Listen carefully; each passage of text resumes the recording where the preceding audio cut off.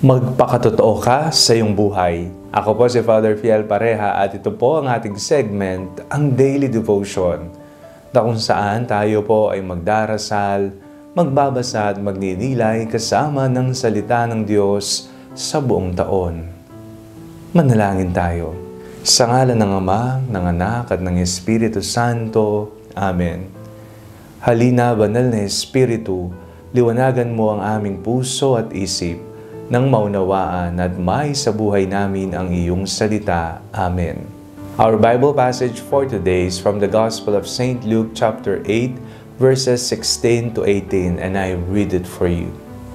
No one after lighting a lamp hides it under a jar or puts it under a bed, but puts it on a lampstand, so that those who enter may see the light. For nothing is hidden that will not be disclosed, nor is anything secret that will not become known and come to light. Then pay attention to how you listen, for to those who have, more will be given, and from those who do not have, even what they seem to have will be taken away. Huwag magkunwari, magpakatotoo sa buhay. Ang pagiging totoo sa ating buhay ay isang matibay na propesyon at pagpapahayag na tayo ay hindi natatakot ipaglalaban ang kung ano ang mabuti, kung ano ang tama, kung ano ang nasa liwanag. Ano mga bagay na iyong nililihim sa publiko? Mga bagay na ginagawa mo sa kadiliman. Akala natin walang nakakakita, ngunit sa katotohanan, nakikita ng Panginoon.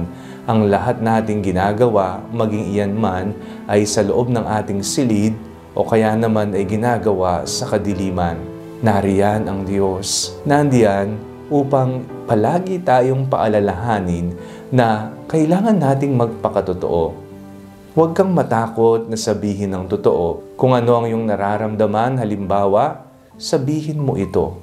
Walang pagkukunwari, nang maunawaan at matulungan tayo ng ibang tao. Si Jesus ang liwanag ng mundo. Hilingin mo sa Kanya na sana'y liwanagan Niya ang mga nadidilimang bahagi ng iyong buhay nang sa ganon maging totoo ka sa iyong pag-iisip, pananalita at sa iyong mga kilos sa araw-araw ng iyong buhay.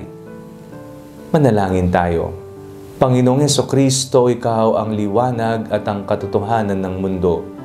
Nawa maipaglaban namin kung ano ang tama at aming itakwil kung ano ang masama. Amen. Sa ngalan ng Ama, ng Anak at ng Espiritu Santo. Amen.